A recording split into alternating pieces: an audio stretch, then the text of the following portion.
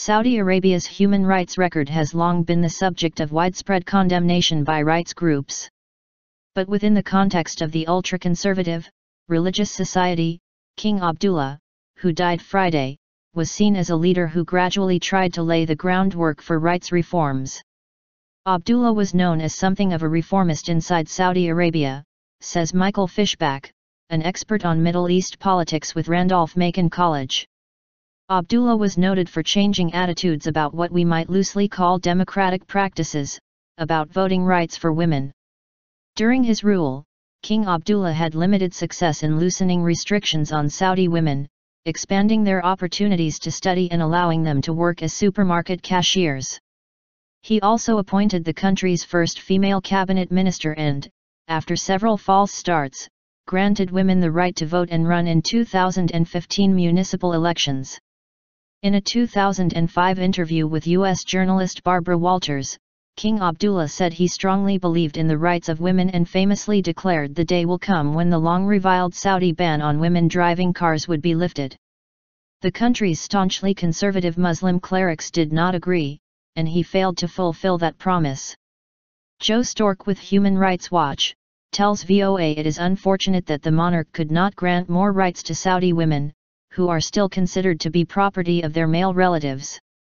He made a number of promises, particularly in the area of bringing Saudi women more into the mainstream, so to speak, particularly in terms of opening certain occupations for them that had been off-limits up till then. And a little bit of that has happened, but not nearly as much as promised and perhaps not as much as he himself wanted to see, Stork said.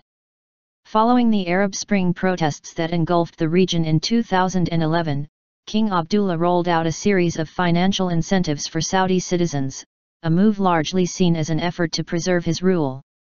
But he did little to respond to demands for greater political rights, overseeing a fierce crackdown on those who criticized Saudi religious and political leaders.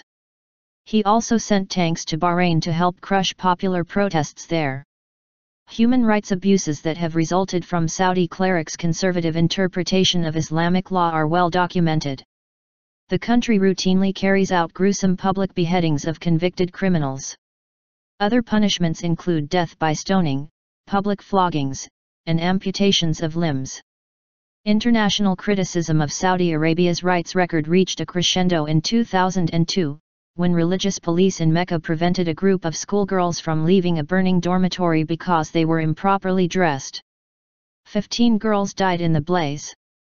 Few expect King Abdullah's successor, his half-brother King Salman, to usher in any major human rights improvements.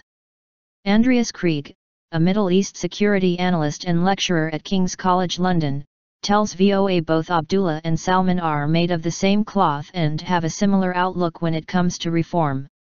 The way Saudi Arabia works is that it's always about a balance between the reformist part of society and the ultra-conservative, particularly the Wahhabiyya part of society, and I think any king will have to find that balance.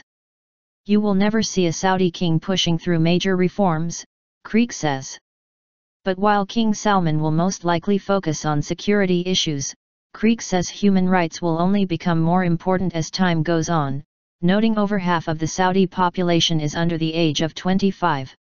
These young people have access to social media, they have access to Western culture, and we'll see more and more people trying to test the boundaries of what is possible within an ultra-conservative society.